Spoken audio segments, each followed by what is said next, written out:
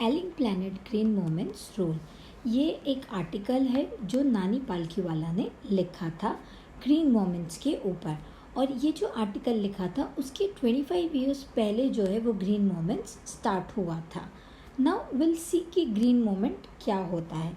इसका मतलब ये होता है कि आप एनवायरनमेंट का भी ध्यान रखेंगे अपने डेवलपमेंट प्रोग्राम्स के साथ में, और वो एनवायरनमेंट फ्रेंडली होंगे। फर्स्ट पार्ट इसका जो है वो न्यूजीलैंड में बताया गया है कि कैसे न्यूजीलैंड में लोगों को अवेयर किया गया था एनवायरनमेंट के बारे में, और कैसे ये मूवमेंट जो है वो स्टार्ट हुआ था। जैसे जैसे लोगों को पता चलता गया कि वो जो रिसोर्सेज हैं वो ख़त्म कर रहे हैं और वो कभी भी उनको जो है वापस नहीं मिल पाएंगे। हम ये बोल सकते हैं कि resources are depleting at alarming rate. They started working for earth too, और इसके बाद उन्होंने अर्थ के लिए भी कुछ काम करना शुरू किया। अब लोगों ने अपना व्यू चेंज किया था, वो एक होलिस्टिक वर्क के बारे में काम करने लगे थे।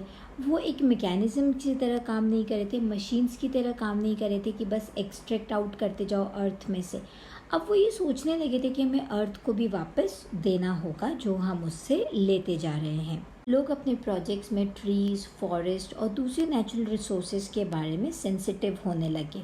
वो उनके बारे में सोचने लगे, उनका व्यू चेंज होने लगा कि हमें सिर्फ यूटिलाइज़ नहीं करना है, हमें सिर्फ अर्थ से सारा सामान लेना ही नहीं है, बल्कि हमें इसको इस तरीके से यूटिलाइज़ करना है कि ये बहुत लंबे समय तक रह सके अर्थ के अंदर। लोग अब अर्थ को एक पेशेंट की तरह लेने लगे जो अभी बीमार है और उसको बहुत ज़्यादा ट्रीटमेंट की ज़रूरत है। लोगों को लगा कि अर्थ जो है वो सिर्फ यूटिलाइज़ करने के लिए नहीं है, बल्कि इसका ध्यान भी हमें रखना पड़ेगा।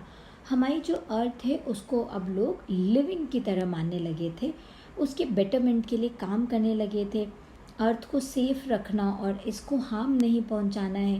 पर अब भी एक क्वेश्चन हो रहा था कि ये सब कैसे पॉसिबल होगा, डेवलपमेंट के साथ ये सब कैसे पॉसिबल होगा, कैसे डेवलप करेंगे हम बिना अर्थ को नुकसान पहुंचाएं। तो इसका आंसर आया सस्टेनेबल डेवलपमेंट। अब सस्टेनेबल डेवलपमेंट क्या होता है?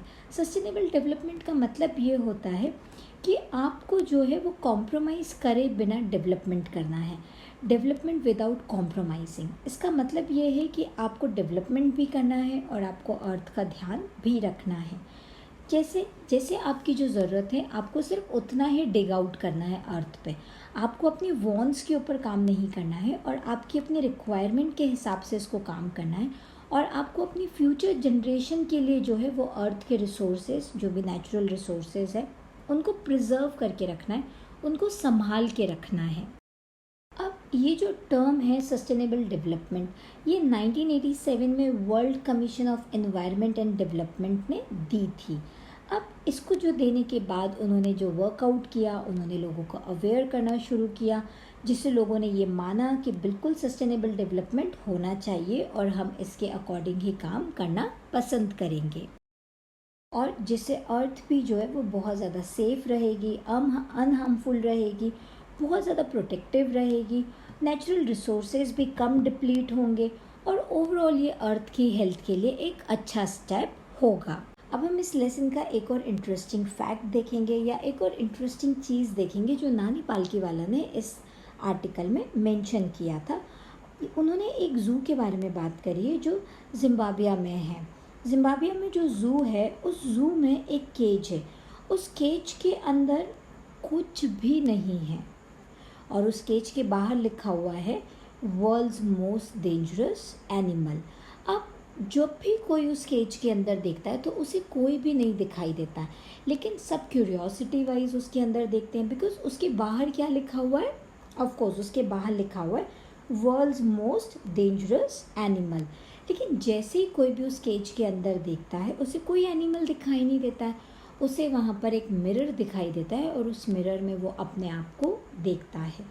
इस ज़ू में ये जो है ऐसा इसलिए किया गया है क्योंकि वहाँ ये माना जाता है, या of course everybody will agree with this point, कि जो ह्यूमन बीइंग्स हैं, जो मैन है, वो सबसे ज़्यादा डेंजरस है इस अर्थ पे, अर्थ के लिए, अर्थ पे, अर्थ के लिए।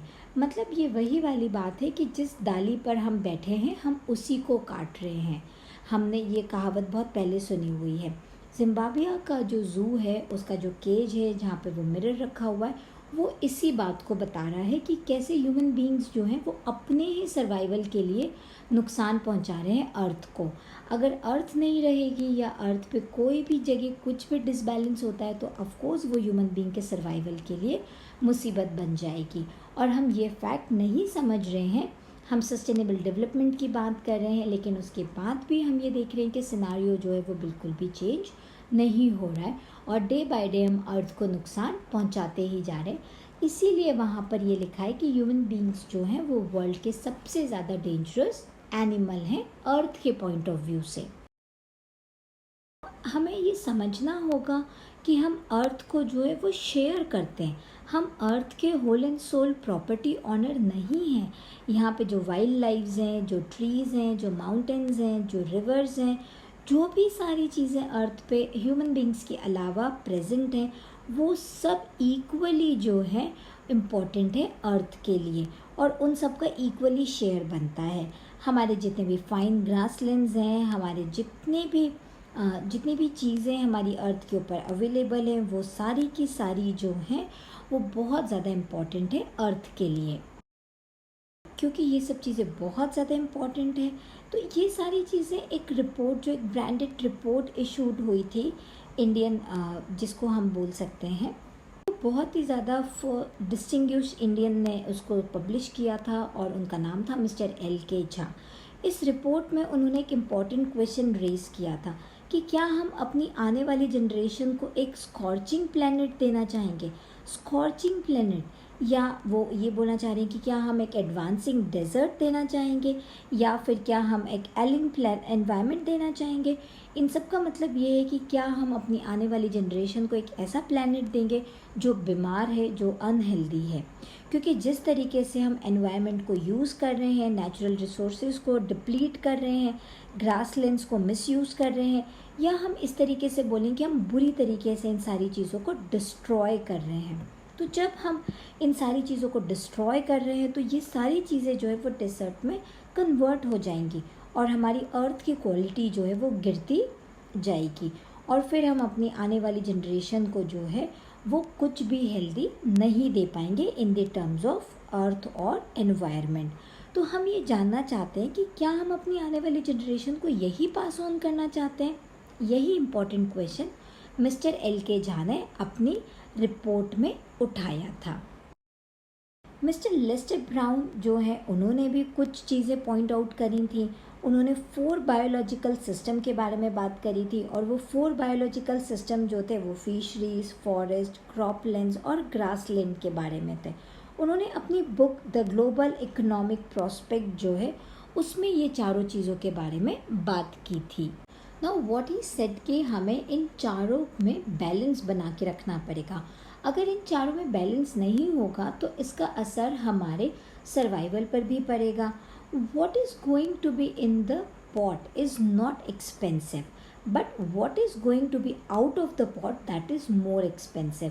अब यहाँ पे जो है वो ये बताना चाह रहे हैं, इसका मतलब ये होता है कि भाई जो पॉट के अंदर या जो हम खाना पका रहे हैं या जो भी पॉट के अंदर रखा हुआ है वो उतना इम्पोर्टेंट नहीं है। उस खाना बनाने के लिए जो लकड़ियाँ आप जला रहे हो या जो फ्यूल आप यूज़ कर रहे हो वो बहुत ज़्यादा इम्पॉर्टेंट है, वो बहुत ज़्यादा महंगा है। वो महंगा किस लिए है? क्योंकि जंगल अगर ख़त्म हो जाएंगे तो वो दोबारा नहीं बना पाएंगे, लेकिन हम खाने के लिए दूसरे ऑप्शंस देख सकते हैं। तो मतलब ये है कि हम अपनी जो ज़रूरत है वो उतनी इम्पॉर्टेंट नहीं है, लेकिन उनको फुलफ़िल करने के जो तरीके हैं वो बहुत ज़्यादा इम्पॉर्टेंट है। क्योंकि उनको फुलफ़िल करने के लिए क्या हम अपने नेचुरल रिसोर्सेज को यूटिलाइज़ कर रहे हैं या मिसयूज़ कर रहे हैं या ओवर यूज़ कर रहे हैं, ये सारी चीज़ें वो इसके थ्रू बताना चाहते हैं। इसके आगे नानी पालकीवाला जो है वो इंडियन कॉन्स्टिट्यूशन के आर्टिकल 48 के बारे में बात करती है। वो ये बताते हैं कि इसमें जो है वो ये मेंशन है कि हर स्टेट को जो है वो अपने इकोलॉजिकल बैलेंस को जो है वो बना के रखना है, अपने एनवायरनमेंट को जो है वो सेफ रखना है, गार्ड करना है, प्रोटेक्टिव रखना है, ताकि आने वाली जनरेशन्स को बिल्कुल भी कभी कोई परेशानी ना हो। ये सारी चीज़ें जो हैं वो ऑन पेपर्स तो बहुत अच्छी तरीके से लिखी हुई हैं, मतलब वो इतने सिस्टमेटिक तरीके से लिखी गई हैं कि अगर शायद उन्हें इम्प्लीमेंट किया जाए तो हमारे अर्थ की जो आज हालत है वो बिल्कुल भी नहीं होगी। अब आप सोचिए कि जो आर्टिकल है, ये कितना पहले लिखा हुआ था। ये 1994 में लिखा हुआ था। सोचिए तब अगर ये कंडीशन थी, तो आज अगर हम बात करें 2020 में, 2021 में, या आज हम अगर इसकी बात करें तो हम देखेंगे कि अर्थ की जो कंडीशन है वो पहले से और ज़्यादा ख़राब हो गई है। तो कहीं ना कहीं प्रैक्टिकल इम्प्लीमेंटेशन की अगर हम बात करें तो चीज़ें नहीं हो पा रही हैं, उनका यूज़ जो है वो मिसयूज़ हो रहा है या उनका ओवर यूज़ हो रहा है, जबकि हमें बिल्कुल ऐसा नहीं करना चाहिए। इसका एक और रीज़न है और वो है पॉपुलेशन की वजह से भी रिसोर्सेज जो है वो ओवर यूज़ होते हैं। जिस जगह पे ज़्यादा पॉपुलेशन होगी, ऑफ कोर्स उनकी रिक्वायरमेंट भी बहुत ज़्यादा बढ़ेंगी। उनकी रिक्वायरमेंट अगर ज़्यादा होंगी तो उनका यूसेज भी ज़्यादा होगा और फिर रिसोर्सेज जो हैं वो ओवर यूज़ होने शुरू हो जाएंगे। पॉपुलेशन इंक्रीजिंग का एक और रीज़न होता है, लोग ये सोचते हैं कि जितने ज़्यादा बच्चे होंगे उतने ज़्यादा कमाने वाले हैंड्स घर में आएंगे, पर ऐसा बिल्कुल भी नहीं है। ऐसा करने से सिर्फ पावर्टी बढ़ती है और शायद इसीलिए हम ये बोल सकते हैं कि richers are getting more richer day by day and poorers are getting poorer day by day. इसका मतलब यही है कि कैसे रिचर्स जो हैं वो और ज़्यादा अमीर होते जा रहे हैं और गरीब, क्योंकि उनके बहुत ज़्यादा बच्चे हैं, वो उनको फीड नहीं कर पा रहे हैं, वो उनको एजुकेशन नहीं दे पा रहे हैं प्रॉपर तरीके से, वो रिसोर्सेज को हैंडल नहीं कर पा रहे हैं। तो कहीं ना कहीं पॉपुलेशन की वजह से भी रिसोर्सेज जो है वो ओवर यूज़ हो रहे हैं। इन द लास्ट नानी पालकीवाला ने 2 फेमस लोगों के वर्ड्स कोट किए हैं by Margaret Thatcher. No generation has a freehold on this earth, all we have is a life tenancy with a full repairing lease. ये जो वर्ड्स हैं ये तब बोले गए थे जब वो प्राइम मिनिस्टर थी। अब मार्गरेट इन वर्ड्स के थ्रू ये समझाना चाहती है कि कोई भी जनरेशन जो है उसका फ्री होल्ड नहीं है इस अर्थ पे, मतलब ये उनकी अपनी प्रॉपर्टी नहीं है, ये उन्होंने जो है एज ए किराएदार, एज ए टेनेंट के रूप में लिया हुआ है और जब भी उन्हें इसे वापस करना पड़ेगा उसे इसे पूरी तरीके से रिपेयर करके देना होगा। जब भी कोई चीज़ किराए से लेते हैं तो हम उसका बहुत ज़्यादा ध्यान रखते हैं। तो बस मार्गरेट इसमें यही बताना चाहती है कि अर्थ जो है वो आपने लीज पर ली हुई है, आपने इसको उधार लिया हुआ है और इसको आपको रिपेयर करके वापस लौटानी होगी, क्योंकि आप यहाँ पर एज ए किराएदार रह रहे हो, ऑनर नहीं हो आप इस अर्थ के। दूसरी लाइंस जो है वो मिस्टर लेस्टर ब्राउन की वो लेती हैं, we have not inherited this earth from our forefathers, we have borrowed it from our children. अब जैसे कि ये लाइंस अपने आप को डिस्क्राइब कर रही हैं कि कैसे मिस्टर लेस्टर ब्राउन जो हैं वो ये बता रहे हैं कि ये जो अर्थ है ये कोई हमारी प्रॉपर्टी नहीं है, ये कोई इनहेरिटेड प्रॉपर्टी नहीं है जो हमें हमारे फोर फादर्स ने गिफ्ट करी है, ये तो हमने खुद बोरो करी है, ये तो हमने खुद मांगी है अपने बच्चों से। इसका मतलब ये है कि जब भी कोई सामान हम किसी से लेते हैं और अगर वो दूसरों का होता है तो ऑफ कोर्स हम उसका बहुत ज़्यादा ध्यान रखते हैं, उसको बहुत अच्छे से यूटिलाइज़ करते हैं। और मिस्टर ब्राउन यही चाहते हैं कि जितने भी ह्यूमन बीइंग्स हैं वो इस अर्थ का बहुत अच्छे से ध्यान रखें और वो अपने बच्चों को जो है वो एक हेल्दी प्लैनेट दे, बजाय एक स्कॉर्चिंग या एलिंग प्लैनेट देने के। Now this all for this lesson.